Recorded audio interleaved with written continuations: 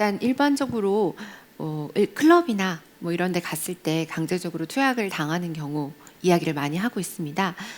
마약류 관리에 관한 법률에 따르면 마약류를 취급하고 특히 투약하거나 소지하는 경우에는 고의성을 요건으로 하고 있습니다. 그렇기 때문에 투약하겠다라는 의지를 가진 그런 사람들이 그러한 행동을 했을 때 처벌을 받게 됩니다. 다만 고의라는 개념이 흔히들 법학적으로는 강한 고의가 있고 약한 고의가 있다고 이야기를 합니다. 미필적 고의라고 표현하는 부분이 있는데요. 강한 고의는 내가 투약을 해야겠다라는 의지를 가진 경우를 의미하고 미필적 고의는 마약을 투약해도 괜찮아, 어쩔 수 없지 뭐, 투약해도 뭐 괜찮아, 이런 정도만 인용을 하더라도 약한 의미의 고의가 인정이 되고 있습니다. 그렇기 때문에 강제적으로 투약을 당한 것을 의지가 없다, 뭐 고의가 없다라고 표현이 되고, 뭐 심지어 투약 당하는 것을 몰랐다라고 된다면 그걸 의식하지 못하고 고의가 없기 때문에 처벌을 받지 않게 됩니다.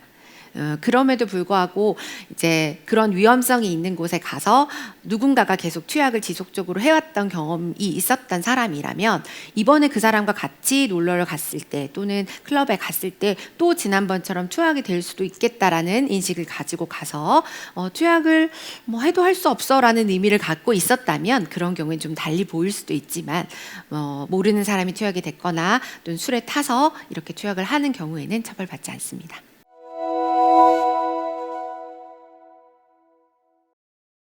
청소년들의 마약 범죄, 10대들의 마약 범죄가 최근 들어서 많이 늘어나고 있습니다.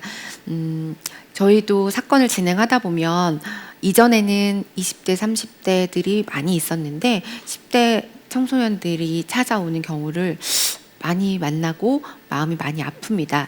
왜냐하면 이들과 얘기를 나눠보면 또래 친구들이 그냥 맛있는 음식을 권하듯 또 이거 한번 해볼래? 이거 같이 하자. 이렇게 해서 호기심에 시작을 하는 경우도 많았고 또 한 번 시작을 했는데 나 안 할래 라고 얘기를 하면 같이 어울리지 못하기 때문에 그 청소년기에는 또래들의 영향이 굉장히 크더라고요. 그래서 어울리다 보니까 하게 됐고 그러다 보니까 처음에는 투약만 했다가 이제는 마약을 투약하는 것들이 이제 마약을 구해서 투약을 하는 경우가 많기 때문에 돈도 필요하게 되고 그렇게 되면 용돈만으로는 어렵다 보니까 마약과 관련된 돈을 벌 수 있는 일도 하고 그렇게 점점 많이 빠져드는 것을 보게 됩니다.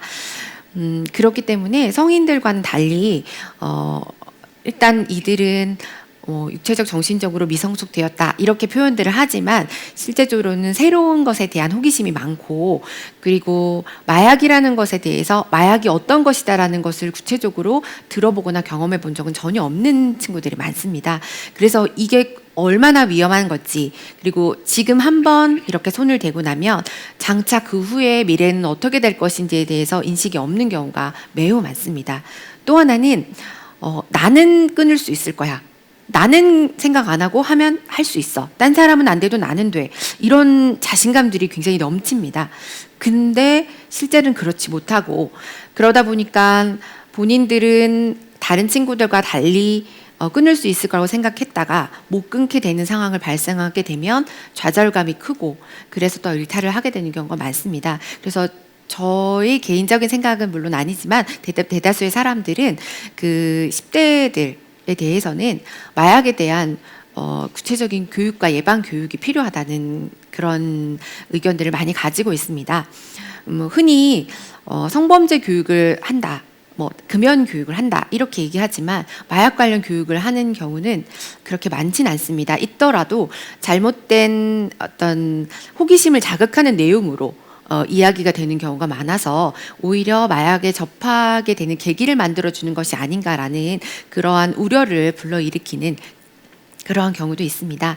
그렇기 때문에 어쨌든 최대한 자신의 미래에 대해서 선택하고 설계할 수 있는 시기이기 때문에 내가 지금 가까이 하려고 하는 이 마약이라는 것이 어떤 것인지에 대해서 명확하게 알고 그거에 대해서 판단을 할 수 있는 기회를 제공하는 것이 가장 필요할 것 같습니다. 그리고 치료나 재활의 측면도 사실은 공부도 병행해야 되고 또 또래들과의 관계도 매우 중요한 상황이기 때문에 그들만을 위한 그 정서적인 치료 부분도 중요할 것 같고요. 또 학교 생활도 같이 이어나갈 수 있는 부분도 있어야 할 것 같기 때문에 조금은 특화된 그 성인들과 함께 치료나 재활 교육을 받게 되면 사실 이런 말 해서 좀 그렇지만 물드는 경우도 있습니다. 그래서 그런 경우를 어느 정도는 방지하기 위해서 맞춤형 교육이 필요하다는 그런 의견들을 많이 갖고 있습니다.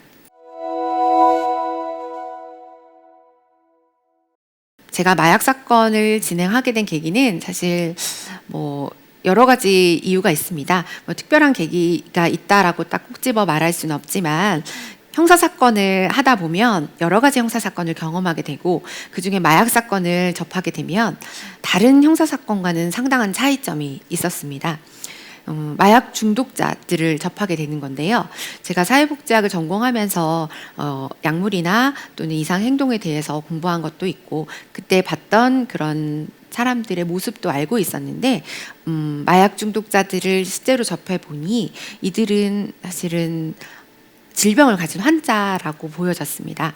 그리고 마음이 많이 다친 사람들이었고 뭐 본인의 의지만으로 이렇게 열심히 하고자 하나 주변 환경이나 또는 인프라들이 도와주지 못하는 경우가 많았기 때문에 저는 개인적으로 우리 사회 모두가 다 책임을 져야 될 부분이라고 생각을 했기 때문에 좀 더 도움을 줄 수 있지 않을까라는 생각에 시작을 하게 되었고 그러다 보니 제 의도가 전달이 되었는지는 모르겠으나 다른 변호사님들의 법률적인 도움 이외에 제가 정서적인 지지라던가 제가 할 수 있는 그런 부분들에 대한 그 서로 교류라고 하나요? 인간관계가 좀 형성이 되다 보니까 그런 면에서 안도감도 많이 느끼게 되고 또 의지를 하게 되는 경우도 있어서 점차 이제 이 부분에 집중을 하게 된 것으로 보여집니다. 그래서 제가 일례로 얘기하면 마약 중독자들이 이제 치료를 받고 다시 정상적인 생활을 하면서 연락을 해오는 경우에는 제가 이전에 구치소에서 봤거나 재판에서 봤던 모습과는 너무나 다른 모습이어서 저도 깜짝 놀라긴 하고 그때 많이 보람을 느끼고 있습니다.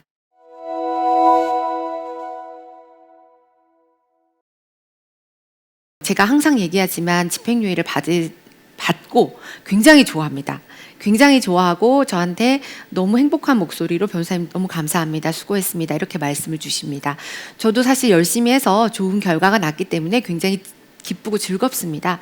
근데 한편으로는 이 친구가 집행유예 기간 동안에 아무 일 없이 다시는 이 재판에 오지 않아야 될 텐데 다시는 저한테 연락하지 않아야 될 텐데 라는 생각이 앞서서 꼭 당부를 드립니다.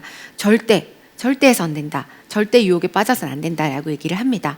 심지어 어떤 경우에는 마약의 생각이 나면 나한테 전화를 해라.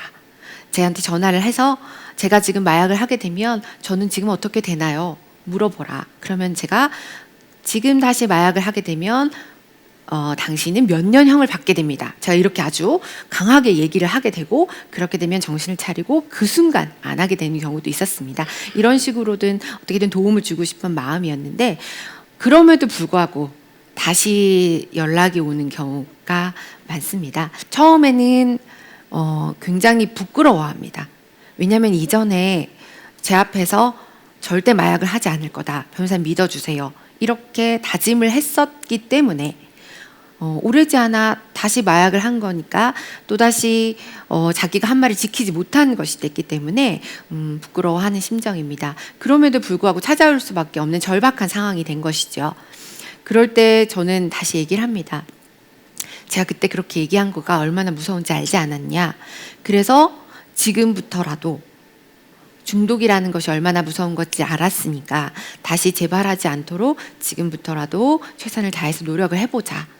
그리고 지금 이 시간에 또 다시 수사도 받고 재판도 받고 뭐 설사 구금 생활을 한다고 할지라도 그 기간을 헛되이 보내지 말고 다시 또 이 상황이 오지 않도록 함께 노력을 해보자라는 의미로 다독여주고 물론 법률적인 조언과 도움은 당연히 드립니다. 다만 이제 현실적으로 좌절하는 경우가 많기 때문에 그 부분에 대해서 많은 이야기를 나누곤 합니다. 그렇지만 실제적으로는 치료나 재활이 제대로 이루어지지 못하고 있다는 측면을 제가 실감하고 있는 그런 상황이 되기 때문에 안타깝고 씁쓸한 상황이기도 합니다.